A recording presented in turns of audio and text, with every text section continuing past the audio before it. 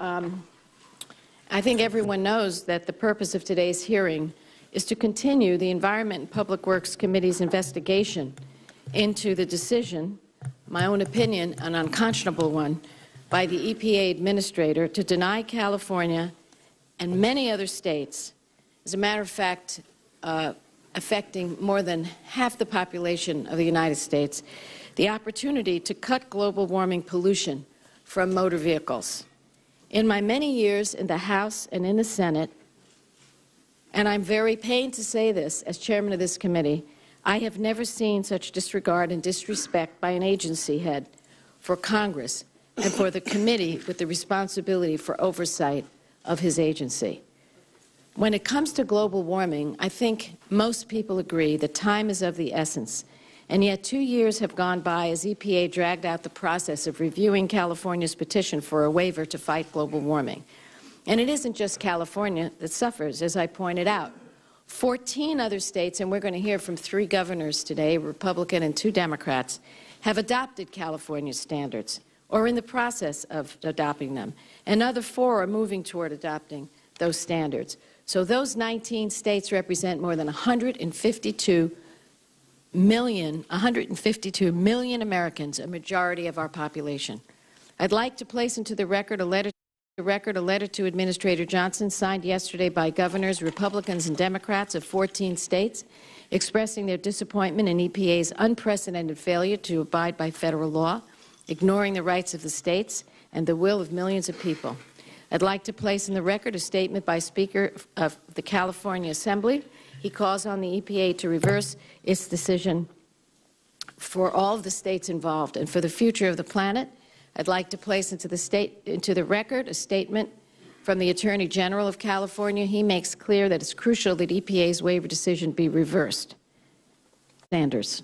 Thank you very much, Madam Chair, and thank you for calling this important hearing. And I want to thank the governors who will be speaking in a few minutes, including the governor of the state of Vermont, Jim Douglas. We appreciate his being here very much. And I want to thank all of the states who are joining with California to say that it is absolutely imperative that we as a nation go forward in tackling one of the great environmental crises that faces not only our country, but the entire world. Madam Chair, there was an article in the New York Times just yesterday, and this is how it began. The headline is, U.S. given poor marks on the environment. First paragraph, a new international ranking of environmental performances puts the United States at the bottom of the group of 8 industrialized nations and 39th among the 149 countries on the list. In Bali, where our representative went to speak to defend the position of the Bush administration, that representative was actually booed. Booed. Unprecedented.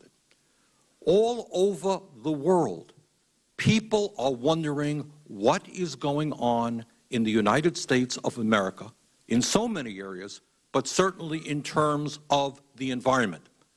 Before this committee, we have had some of the leading scientists in the world who have come forward and they have said global warming is an extraordinary crisis, and if we do not begin to move aggressively to reverse global warming, this entire planet is in danger. And yet we have an administration, which I must say will go down in American history as the worst administration in so many areas, certainly including environmental protection. This administration has taken the word environment out of Environmental Protection Agency wording. Now, if I am correct, and I am pretty sure that I am, it was only last year that this administration actually admitted that global warming was a reality. All over the world, countries are trying to move forward to reverse greenhouse gas emissions, and we have an administration that was reluctant to even acknowledge the reality of global warming. I want to applaud California, Vermont, and all of those states who have decided to provide the leadership that should be coming from the federal government, but is not. As others have said, if you can't go forward, at least get out of the way. In Vermont, we take the environment seriously. We are an outdoor state. We want to see our streams, our lake kept clean. We want our kids to grow up in a world where there is not flooding, where there is not drought. So if you can't do the right thing, at least get out of the way of those states like California, Vermont, and others that do want to go forward. The law, in my view, could not be clearer. Under the Clean Air Act, California is given the explicit right to petition the EPA to implement tougher air pollution standards. Once California's waiver is granted, other states can then implement the California standards. The state of California waited for an answer on its waiver request for 2 years, and then in a political stunt, the EPA Administrator called a phone press conference with reporters to announce EPA's decision to deny the waiver. No decision document to back up the denial, just a press release and a letter to the Governor of California, unprecedented. So, Madam Chair, thank you very much for calling this important hearing.